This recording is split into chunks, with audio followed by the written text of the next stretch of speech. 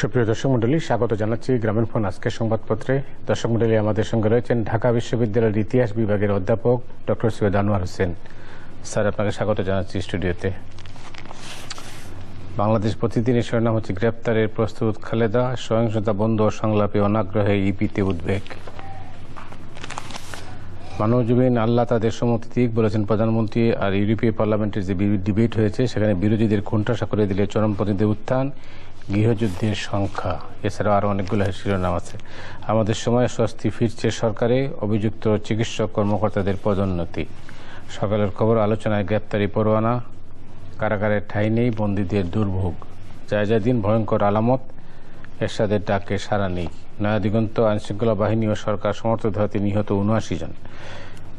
আবারও সম্পূরক চার্জশিট দাখিলের নির্দেশ। কিবরি হত্যা মামলার 11 বছর। ইনকিলাব অটল, খালেদা জিয়া আন্দোলনের নামে গণহত্যা চালাচ্ছে বিএনপি জামাত। ভোরের কাগজ হরতাল অবরোধ মানছে না কেউ, বাজে ফিল্ডিংয়ে খেসারত, মাশরাফিদের বরজ পরাজয়। দিনকাল বিক্ষোভে উত্তাল সারা দেশ। বাংলাদেশে গৃহযুদ্ধের পরিবেশ সৃষ্টি হয়েছে, ক্রিশ্চিয়ান প্রেদা। মৌলিক বার্তা, চায়ের ঐতিহ্য হারাচ্ছে বাংলাদেশ, জাতিসংঘ মহাসচিবের উদ্বেগ, খালেদা জিয়ার বিরুদ্ধে পরোয়ানা। দৈনিক সংগ্রাম, অবিচল ও অনড় খালেদা জিয়া জিনিসপত্র গুছিয়ে রেখেছেন, সেনাবাহিনীর হস্তক্ষেপ ও গৃহযুদ্ধ ঝুঁকিতে বাংলাদেশ, ইইউ প্রতিনিধি দল নেতার নিবন্ধ। আলোকিত বাংলাদেশ পর্যবেক্ষণের সরকার, কাঙ্ক্ষিত সেবা মিলছে না কমিউনিটি ক্লিনিকে। The Friday Independent, UN chief concern over Khaleda arrest warrant. Financial Express, Biman back on profit track. Daily Observer, foreign firms propose 24 billion investment in power sector. Sir, যে শিরোনামটা কাগজে নেই সেই শিরোনামটা অল্প আগে আমরা যেটা জানলাম টেলিভিশনের স্ক্রলেও আসছে, সেটা হচ্ছে একজন ব্লগার ঢাকা বিশ্ববিদ্যালয়ের টিএসসির কাছেই খুন হয়েছেন। আমাদের খুব প্রিয় শিক্ষক 21শে পদকপ্রাপ্ত অধ্যাপক অজয় রায়, তার ছেলে অভিজিৎ রায়। সেই জন্য মনটা আমার খুব খারাপ। আমার প্রিয় এবং খুব শ্রদ্ধাভাজন শিক্ষক, এবং বাবার মতো ছেলেও অসাম্প্রদায়িক মুক্তমনা ছিলেন, এটা আমরা জানতাম। তো এখন বললে কেমন শোনাবে আমি জানি না, কারণ মান্নার ফোনালাপে একটা ইঙ্গিত ছিল যে ঢাকা বিশ্ববিদ্যালয়ে একটি লাশ দরকার হবে আর কি, এমন একটা ইঙ্গিত। এটা সেই লাশ কিনা আমি জানি না, তবে যে জায়গাটিতে ঘটনা ঘটেছে ঠিক একই জায়গায় হুমায়ুন আজাদ আক্রান্ত হয়েছিলেন, এবং এ পর্যন্ত পাওয়া তথ্য অনুযায়ী হুমায়ুন আজাদকে যেভাবে আক্রমণ করা হয়েছিল, অভিজিৎ রায়কে ঠিক একইভাবে আক্রমণ করা হয়েছিল। তো হুমায়ুন আজাদ বেঁচে ছিলেন আরো অনেক দিন, পরে মৃত্যুকে আলিঙ্গন করেছিলেন। অভিজিৎ রায়ের স্ত্রীও গুরুতর ভাবে আহত, তিনি মৃত্যুর সঙ্গে পাঞ্জা লড়ছেন। তো ঢাকা বিশ্ববিদ্যালয় ক্যাম্পাস এলাকায় এমন ঘটনা, যেখানে আমার পেশা এবং অধিবাস দুটোই আমাকে মানসিকভাবে খুবই ভারাক্রান্ত করেছে। অথচ আমি তো জানি যে বাংলা একাডেমির বইমেলা ঘিরে রেখেছে নিরাপত্তা বাহিনী, পুলিশ, র্যাব, বিজিবি সব। আপনি যে কোনো জায়গায় যান না কেন, আমার কাছে মাঝে মধ্যে মনে হয়েছে অন্তত প্রবেশ করবার পথে বা বেরিয়ে যাবার পথে বা অন্যান্য জায়গায় পুলিশ র্যাবের উপস্থিতি চোখে পড়বার মতো। আর টিএসসি যে জায়গা ফুটপাতে এখানে অভিজিৎ রায় আক্রান্ত হয়েছেন, ওখানে তো পুলিশ র্যাব সবই থাকার কথা। এবং রাত 9:30 মানে 9টার মধ্যে মেলা থেকে মানুষজন বেরিয়ে আসে। 8:30 সময় হলো, 9টার আগে কেউ বেরোতে চায় না, ধীর লয়, কথা বলতে বলতে বেরিয়ে আসে, কারণ মেলাটা প্রিয় প্রাঙ্গণ। তো সেখান থেকে বেরিয়ে আসছিলেন। আমার তো মনে হয় তাকে খুব কাছে থেকে অনুসরণ করা হয়েছিল, এবং ঠিক একটি জায়গায় যেখানে সুবিধা মতো সেটা হামলা করা হয়েছিল। কিন্তু আমি জানি টিএসসির সামনে পুলিশের ট্রাক থাকে, বিজেপির ট্রাক থাকে, র্যাবের পেট্রোল ভ্যান থাকে, সব থাকে। তাহলে আইন শৃঙ্খলা বাহিনীর ভূমিকাটা কি হলো? আর কুপিয়ে যদি হত্যা করা হয়, এক কোপে হয় না, কয়েকটা কোপ লাগে, বেশ সময় লাগে, চিৎকার করেন। তো আমাদের আইন শৃঙ্খলা বাহিনীর ভূমিকাটা কি ছিল সেটাও কিন্তু আমি এখন প্রশ্ন তুলতে বাধ্য হচ্ছি। এবং গতকালও ঢাকা বিশ্ববিদ্যালয় এলাকায় ককটেল ফেটেছে। আমি ক্লাস নিচ্ছি, তখন সেই সময় বিজ্ঞান আর ব্যবসা অনুষদে একটা ককটেল ফাটলো, তার কিছুক্ষণ আগে মসজিদের কাছে ককটেল ফাটলো। তাহলে আমার নিরাপত্তা কোথায়? আমার শিক্ষার্থীদের নিরাপত্তা কোথায়? বাংলাদেশের নাগরিকের নিরাপত্তা কোথায়? দেশের সরকার যদি জনগণের প্রাণ এবং সম্পদের নিরাপত্তা না দিতে পারেন একদিকে, আর একদিকে বিরোধী মহল যদি প্রাণ এবং সম্পদকে হরণ করবার জন্যই রাজনীতি করেন, তাহলে দুদলকেই আমি বলছি যে আপনারা অনুগ্রহ করে আমাদেরকে একটু স্বস্তি দিন, শান্তি দিন। স্যার, আপনি জানেন যে ইউরোপীয় পার্লামেন্টে মানবাধিকার পরিস্থিতি নিয়ে, বিশেষ করে বাংলাদেশের মানবাধিকার পরিস্থিতি নিয়ে বেশ বিতর্ক হয়েছে। সেখানে অনেকগুলো শিরোনাম আছে, এর মধ্যে যেটা হচ্ছে যে চলমান যে রাজনৈতিক অবস্থা চলছে, এটা চলতে থাকলে তাদের বক্তব্য হচ্ছে যে এখানে জঙ্গিদের উত্থান হতে পারে বা দেশটা গৃহযুদ্ধের দিকে এগিয়ে যেতে পারে। এদের নানা ধরনের মানে সংশয় তাদের মধ্যে আছে। তারা ঢাকা সফর করে যাওয়ার পরে এই প্রতিক্রিয়াটা দেখিয়েছেন পার্লামেন্টে। ইউরোপীয় পার্লামেন্ট এখন এই কথাটা বলছে জঙ্গিদের উত্থানের আশঙ্কা, কিন্তু আমরা তো জানি যে আমাদের গণমাধ্যমে গত 2-3 সপ্তাহ থেকে আমি লক্ষ্য করেছি বা টক শোতে দেখেছি, আমি নিজেও বলেছি যে এই ধরনের নাশকতামূলক নৈরাজ্যকর পরিস্থিতি যদি তৈরি হয়, তাহলে কিন্তু সুবিধা গ্রহণ করবে এই জঙ্গিরাই, এবং জঙ্গিরা কিন্তু আবার মাথা তুলে দাঁড়াচ্ছে। আপনারা কদিন আগেই জানেন যে হিজবুত তাহরির যেটা একটা পোস্টার চেপেছে, হিজবুত তাহরির বা হিজবুত তাওহীদ কি যেন নামটা আছে, তো সে ডেইলি স্টারে ছাপা হয়েছিল। এরা নিষিদ্ধ ঘোষিত সংগঠন, কিন্তু তারা পোস্টার ছাপছে কি করে? আবার আজকেই বোধহয় কোনো কাগজে পড়লাম যে আর একটি নিষিদ্ধ সংগঠন ভিন্ন নামে মাথা চাড়া দিয়ে উঠেছে, তারা প্রচার কাজ চালাচ্ছে, চাঁদা নিচ্ছে। এতে বোঝা যাচ্ছে যে এই নাশকতা সামলাতে গিয়ে সরকার তার আইন শৃঙ্খলা বাহিনীকে যতটুকু নিয়োজিত করেছেন, তার পাশাপাশি বা সমান্তরালে এক ধরনের শূন্যতা তৈরি হয়েছে। সেই শূন্য স্থান দখল করছে জঙ্গিরা।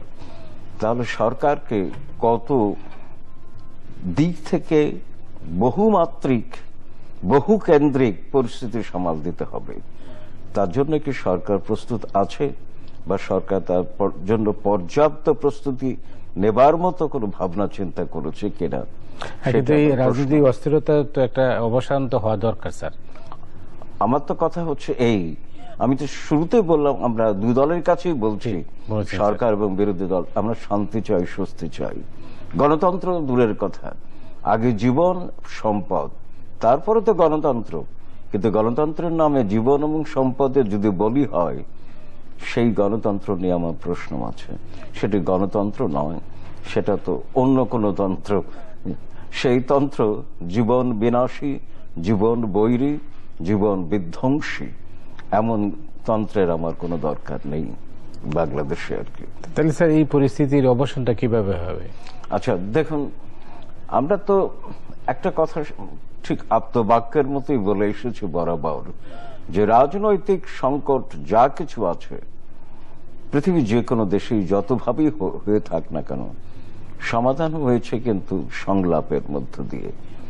সংকটের সমাধান সংলাপে, কিন্তু বাংলাদেশে তো সংলাপের কোনো ইঙ্গিত আমরা পাচ্ছি না, এবং সংলাপ যদি না হয় তখন সংঘাত অনিবার্য। সংকটের সমাধান সংলাপে না হলে সংঘাত অনিবার্য, এবং সংঘাত হলে অনাকাঙ্ক্ষিত পরিণতি এবং পরিস্থিতি আপনাকে গ্রাস করবে। এটাই হচ্ছে ইতিহাসের শিক্ষা। না স্যার, তাহলে তো মানে আপনি যেটা বলছেন স্যার, ইতিহাস থেকে বলছেন যে অন্যান্য দেশেও তো একই অবস্থা হচ্ছে, তা আমাদের রাজনীতিবিদরা এটা বুঝতে চাচ্ছেন না কেন? আমাদের দেশে রাজনীতি কিন্তু আমার কাছে মনে হয় যে দু ধরনের চশমা হয়ে গেছে। যারা ক্ষমতায় থাকেন তাদের চশমার কাঁচের রং এক ধরন, আর যারা ক্ষমতার বাইরে থাকেন তাদের চশমার কাঁচের রং অন্য রকমের। ক্ষমতায় যারা থাকেন তাদের চশমার কাঁচ দিয়ে দেখেন যে সব ঠিক আছে, সব নিয়ন্ত্রণে আছে। আর ক্ষমতার বাইরে যারা, তারা বলতে চান যে আমি কত দ্রুত যে কোনো ভাবে হোক আমার চশমা দিয়ে ক্ষমতায় যাওয়ার পথটি আবিষ্কার করতে পারি। তো সমস্যাটা হলো রাজনীতির চশমার মধ্যে। তো এই চশমা কি বদলানোর কোনো সুযোগ নাই? বদলানোর সম্ভাবনা আমি তো এই মুহূর্তে দেখছি না আর কি। আমি বেশ কবারই নিজেকেই উদ্ধৃত করেছি যে 1992-তে একটা লেখা লিখেছিলাম বাংলায়, পরে ইংরেজিতে অনুবাদ করে একটা ইংরেজি দৈনিকে ছাপা হয়েছিল, প্রথমটা একটা বাংলা দৈনিকে। তার শিরোনাম ছিল বাংলা বর্ণে অপারেশন ক্লিন পলিটিক্স। অবশ্য আমি এখনো বিশ্বাস করি যে আমরা রাজনীতির শোধনাগার একটা তৈরি করতে চাই। কিভাবে সম্ভব তা জানি না, আমারটা তাত্ত্বিক মনে হবে, যেখানে রাজনীতি পরিশোধিত হবে, যেমন তেল শোধনাগার। যে একেবারে ক্রুড অয়েল যেখান থেকে পরিশোধিত হয়ে তৈরি হয় আমাদের ব্যবহারযোগ্য তেলে বা জ্বালানিতে। তো রাজনীতিতে যে পচনটা ধরেছে, সেই পচন থেকে ওই গ্যাংগ্রিন যেটা তৈরি হয়েছে, এগুলো সবকিছুকে সারিয়ে রাজনীতিকে গণমুখী যদি করা যায় তাহলে, কিন্তু সেটা কে করবে আমার প্রশ্ন। বাংলাদেশে তো আমি কাউকে দেখছি না। একটা 16 কোটি মানুষের একটা দেশ, তো ঠিক এভাবে যেতে পারে? সমস্যাটা তো সেখানেই। সমস্যাটা হলো 16 কোটি মানুষ, কিন্তু 16টি মানুষ আপনি পাচ্ছেন না। 16টি মানুষ পাচ্ছেন না। ঠাকুর অনুকূল চন্দ্রের একটা কথা ছিল যে মানুষ হয়ে মানুষ লয়ে করগে যা মানুষ লীলা। তো এই মানুষ লীলা করবার মানুষ বাংলাদেশে তো আমি পাচ্ছি না। শুধু বাঘ সর্বস্ব, বলি সর্বস্ব এবং অনুর্বর মস্তিষ্ক সম্পন্ন এবং ক্ষমতা লোভী, স্বার্থ লোভী, এমন সব মানুষ। আমাদের কবি শামসুর রহমানের ভাষায় বলি, 16 আনা স্বার্থপর ভণ্ড খল মানুষ আমার চারপাশে ঘোরাফেরা করে। বাংলাদেশের রাজনীতিকরা বারবারই এটা স্বপ্ন দেখান, কিন্তু অল্পতেই স্বপ্নটা ভেঙে যায় বারবার। স্বপ্ন আপনি কখন দেখেন, আমরা কখন দেখি? যখন কোন ক্রমে একটা নির্বাচনের ব্যবস্থা করা যায়, নির্বাচন এলেই স্বপ্নের জাল বুনতে শুরু করি আমরা। ভোটারের কাছে স্বপ্নের ফিরিস্তি দেওয়া হয়, ভোটার স্বপ্নের ফিরিস্তি একে একে গুনে নেয়, নিয়ে ভোট দেবার চেষ্টা করে, কিন্তু ভোট শেষ আর সবকিছু শেষ। তখন খেলা শুরু হয় অন্য খেলা। তো সেই জন্য এই রাজনীতি, তবে আমার কাছে একটি ব্যাপার মনে হয়, যদি পেছন দিকে তাকাই বাংলাদেশের রাজনীতি, যে পরিস্থিতি যখন চরমে চলে যায় তখন কিন্তু একটা বাঁকবদল অনিবার্য হয়ে ওঠে। এখন সেই বাঁকবদলটি কেমন হবে না হবে তা ভবিষ্যৎবাণী না করাটাই ভালো। অপেক্ষমান থাকা উচিত একটা অনিবার্য বাঁকবদলের জন্য, আমার কাছে মনে হচ্ছে। তাহলে তো স্যার আমরা নিজেরা আমরা রাজনীতিবিদদের কাছ থেকে কোনো সমাধান দেখতে পাচ্ছি না। আমি পাচ্ছি না, আমি দুঃখিত, কারণ আমি বাংলাদেশের রাজনীতি আছে বলে বিশ্বাস করি না আর কি। আমাদের রাজনীতিবিদদের প্রতি পরিপূর্ণ সামাজিক সম্মান রেখেই আমি বলছি যে তাদের রাজনীতি বন্ধা। প্রসঙ্গক্রমে আবারও এই কথাটা বারবার উদ্ধৃত করেছি। নেপালের একজন কবি, আমার বন্ধু মানুষ, নেপালে কয়েকবার কনফারেন্সে যাবার সুযোগে তার সঙ্গে বন্ধুত্ব হয়েছিল। একবার তিনি আমার হাতে ধরিয়ে দিয়েছিলেন তার কিছু কবিতার ইংরেজি অনুবাদ, কেদারমান বায়াথিত। তার একটি কবিতায়, সংক্ষিপ্ত ভাবে যদি আমি বলি গদ্যে, ব্যাপারটা এমন যে রাজনীতি দুই ধরনের, একটা হচ্ছে পঙ্গপালের রাজনীতি আর একটা মৌমাছির রাজনীতি। তিনি মানুষকে জিজ্ঞেস করছেন তোমরা কোন রাজনীতি চাও? পঙ্গপাল তো ধ্বংসের প্রতীক, মৌমাছি সৃজনের। তো আমি তো পঙ্গপালের রাজনীতি দেখি বাংলাদেশে, মৌমাছির রাজনীতিতে দেখতে পাচ্ছি না এখনো, দুঃখিত। অথচ দেখতে চাই, সেই রাজনীতির স্বপ্নও দেখতে চাই। আপনিও চান, সবাই চায়, স্যার, সবাই চায়। তাহলে স্যার আমরা মানে যে অবস্থার মধ্যে আছি এটার নতুন কোনো সুসংবাদ আমরা দিতে পারছি না। সুড়ঙ্গের শেষে আলোর রেশ তো দেখতে পাচ্ছে না এখনো। আমি তো বলেছি আলো তো দেখতে হবে স্যার। আলো দেখতে চাই, বলাই তো আছে লেট দেয়ার বি লাইট, আলো আসতেই হবে। এখনো দেখতে পাচ্ছি না, বাক বদল অনিবার্য, আলো আসবেই আসবে। অনেক ধন্যবাদ স্যার আপনাকে। দর্শক মণ্ডলী, আজ এ পর্যন্তই। আপনার সবাই ভালো থাকুন। শুভরাত্রি।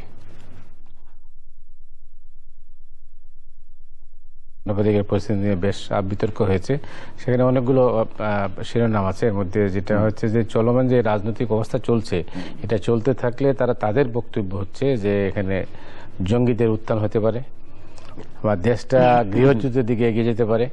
এদের নানা ধরনের মানে সংশয় তাদের মধ্যে আছে। তারা ঢাকা সফর করে যাওয়ার পরে এই প্রতিক্রিয়াটা দেখিয়েছেন পার্লামেন্টে। ইউরোপীয় পার্লামেন্ট এখন এই কথাটা বলছে, জঙ্গিদের উত্থানের আশঙ্কা। কিন্তু আমরা তো জানি যে আমাদের গণমাধ্যমে গত 2-3 সপ্তাহ থেকে আমি লক্ষ্য করেছি বা টক শোতে দেখেছি, আমি নিজেও বলেছি যে এই ধরনের নাশকতামূলক নৈরাজ্যকর পরিস্থিতি যদি তৈরি হয় তাহলে কিন্তু সুবিধা গ্রহণ করবে এই জঙ্গিরাই, এবং জঙ্গিরা কিন্তু আবার মাথা তুলে দাঁড়াচ্ছে। আপনারা কদিন আগেই জানেন যে হিজবুত তাহরির যেটা একটা পোস্টার চেপেছে, হিজবুত তাহরির বা হিজবুত তাওহীদ কি যেন নামটা আছে, তো সে ডেইলি স্টারে ছাপা হয়েছিল। এরা নিষিদ্ধ ঘোষিত সংগঠন, কিন্তু তারা পোস্টার ছাপছে কি করে? আবার আজকেই বোধহয় কোনো কাগজে বা পড়লাম যে আর একটি নিষিদ্ধ সংগঠন ভিন্ন নামে মাথা ছাড়া দিয়ে উঠেছে, তারা প্রচার কাজ চালাচ্ছে, চাঁদা নিচ্ছে। এতে বোঝা যাচ্ছে যে এই তার ছেলে অভিজিৎ রায়, সেই জন্য মনটা আমার খুব খারাপ। আমার প্রিয় এবং খুব শ্রদ্ধাভাজন শিক্ষক, এবং বাবার মতো ছেলেও অসাম্প্রদায়িক মুক্তমনা ছিলেন, এটা আমরা জানতাম। তো এখন বললে কেমন শোনাবে আমি জানি না, কারণ মান্নার ফোনালাপে একটা ইঙ্গিত ছিল যে ঢাকা বিশ্ববিদ্যালয়ে একটি লাশ দরকার হবে আর কি, এমন একটা ইঙ্গিত। এটা সেই লাশ কিনা আমি জানি না, তবে যে জায়গাটিতে ঘটনা ঘটেছে ঠিক একই জায়গায় হুমায়ুন আজাদ আক্রান্ত হয়েছিলেন, এবং এ পর্যন্ত পাওয়া তথ্য অনুযায়ী হুমায়ুন আজাদকে যেভাবে আক্রমণ করা হয়েছিল, অভিজিৎ রায়কে ঠিক একইভাবে আক্রমণ করা হয়েছিল। তো হুমায়ুন আজাদ বেঁচে ছিলেন আরো অনেক দিন, পরে মৃত্যুকে আলিঙ্গন করেছিলেন। অভিজিৎ রায়ের স্ত্রীও গুরুতর ভাবে আহত, তিনি মৃত্যুর সঙ্গে পাঞ্জা লড়ছেন। তো ঢাকা বিশ্ববিদ্যালয় ক্যাম্পাস এলাকায় এমন ঘটনা, যেখানে আমার পেশা এবং অধিবাস দুটোই আমাকে মানসিকভাবে খুবই ভারাক্রান্ত করেছে। অথচ আমি তো জানি যে বাংলা একাডেমির বইমেলা ঘিরে রেখেছে নিরাপত্তা বাহিনী। বাংলাদেশে তো সংলাপের কোন ইঙ্গিত আমরা পাচ্ছি না, এবং সংলাপ যদি না হয় তখন সংঘাত অনিবার্য। সংকটের সমাধান সংলাপে না হলে সংঘাত অনিবার্য, এবং সংঘাত হলে অনাকাঙ্ক্ষিত পরিণতি এবং পরিস্থিতি আপনাকে গ্রাস করবে। এটাই হচ্ছে ইতিহাসের শিক্ষা। না স্যার, তাইলে তো মানে আপনি যেটা বলছেন স্যার, ইতিহাস থেকে বলছেন যে অন্যান্য দেশেও তো একই অবস্থা হচ্ছে, তা আমাদের রাজনীতিবিদরা এটা বুঝতে চাচ্ছেন না কেন? আমাদের দেশে রাজনীতি কিন্তু আমার কাছে মনে হয় যে দু ধরনের চশমা হয়ে গেছে। যারা ক্ষমতায় থাকেন তাদের চশমার কাঁচের রং এক ধরন, আর যারা ক্ষমতার বাইরে থাকেন তাদের চশমার কাঁচের রং অন্য রকমের। ক্ষমতায় যারা থাকেন তাদের চশমার কাঁচ দিয়ে দেখেন যে সব ঠিক আছে, সব নিয়ন্ত্রণে আছে। আর ক্ষমতার বাইরে যারা, তারা বলতে চান যে আমি কত দ্রুত যে কোনো ভাবে আমার চশমা দিয়ে ক্ষমতায় যাওয়ার পথটি আবিষ্কার করতে পারি। তো সমস্যাটা হলো রাজনীতির চশমার মধ্যে। তো এই চশমা কি বদলানোর কোনো সুযোগ নেই? বদলানোর সম্ভাবনা আমি তো এই মুহূর্তে দেখছি না আর কি। আমি বেশ কবারই নিজেকেই উদ্ধৃত করেছি যে 1992-তে একটা লেখা লিখেছিলাম আমাদের কবি শামসুর রহমানের ভাষায় বলি, 16 আনা স্বার্থপর ভণ্ড খল মানুষ আমার চারপাশে ঘোরাফেরা করে। বাংলাদেশের রাজনীতিকরা বারবারই এটা স্বপ্ন দেখান, কিন্তু অল্পতেই স্বপ্নটা ভেঙে যায় বারবার। স্বপ্ন আপনি কখন দেখেন, আমরা কখন দেখি? যখন কোন ক্রমে একটা নির্বাচনের ব্যবস্থা করা যায়, নির্বাচন এলেই স্বপ্নের জাল বুনতে শুরু করি আমরা। ভোটারের কাছে স্বপ্নের ফিরিস্তি দেওয়া হয়, ভোটার স্বপ্নের ফিরিস্তি একে একে গুনে নেয়, নিয়ে ভোট দেবার চেষ্টা করে, কিন্তু ভোট শেষ আর সবকিছু শেষ। তখন খেলা শুরু হয় অন্য খেলা। তো সেই জন্য এই রাজনীতি, তবে আমার কাছে একটি ব্যাপার মনে হয়, যদি পেছন দিকে তাকাই বাংলাদেশের রাজনীতি, যে পরিস্থিতি যখন চরমে চলে যায় তখন কিন্তু একটা বাঁক-বদল অনিবার্য হয়ে ওঠে। এখন সেই বাঁক-বদলটি কেমন হবে না হবে তা ভবিষ্যৎবাণী না করাটাই ভালো। অপেক্ষমান থাকা উচিত একটা অনিবার্য বাঁক-বদলের জন্য, আমার কাছে মনে হচ্ছে। তাহলে তো স্যার আমরা নিজেরা আমরা রাজনীতিবিদদের কাছ থেকে কোনো সমাধান দেখতে পাচ্ছি না। আমি পাচ্ছি না, আমি দুঃখিত, কারণ আমি বাংলাদেশের রাজনীতি আছে বলে বিশ্বাস করি না আর কি। আমাদের রাজনীতি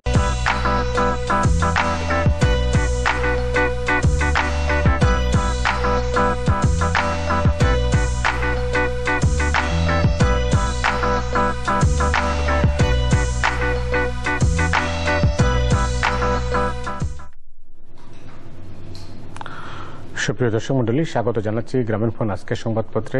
দর্শক মন্ডলী, আমাদের সঙ্গে রয়েছেন ঢাকা বিশ্ববিদ্যালয়ের ইতিহাস বিভাগের অধ্যাপক ডক্টর সৈয়দ আনোয়ার হোসেন। স্যার, আপনাকে স্বাগত জানাচ্ছি স্টুডিওতে। বাংলাদেশ প্রতিদিনের শিরোনাম হচ্ছে গ্রেপ্তারের প্রস্তুত খালেদা, সহিংসতা বন্ধ ও সংলাপে অনাগ্রহে ইপিতে উদ্বেগ। মানবজমিন আল্লাহ তাদের সম্মতি দিক বলেছেন প্রধানমন্ত্রী। আর ইউরোপীয় পার্লামেন্টের যে ডিবেট হয়েছে সেখানে বিরোধীদের কোণঠাসা করে দিলে চরমপন্থীদের উত্থান, গৃহযুদ্ধের সংখ্যা, এছাড়াও আরো অনেকগুলো শিরোনাম আছে। আমাদের সময় স্বস্তি ফিরছে সরকারে, অভিযুক্ত চিকিৎসক কর্মকর্তাদের পদোন্নতি। সকালের খবর আলোচনায় গ্রেপ্তারি পরোয়ানা, কারাগারের ঠাঁই নেই, বন্দীদের দুর্ভোগ, জায়জায় দিন ভয়ঙ্কর আলামত, এরশাদের ডাকে সাড়া নেই। নয়া দিগন্ত, আইনশৃঙ্খলা বাহিনী ও সরকার সমর্থিত হাতে নিহত 79 জন। আবারও সম্পূরক চার্জশিট দাখিলের নির্দেশ, কিবরি হত্যা মামলার 11 বছর। ইনকিলাব অটল, খালেদা জিয়া আন্দোলনের নামে গণহত্যা চালাচ্ছে বিএনপি জামাত। ভোরের কাগজ হরতাল অবরোধ মানছে না কেউ, বাজে ফিল্ডিংয়ে খেসারত, মাশরাফিদের বড় পরাজয়। দিনকাল বিক্ষোভ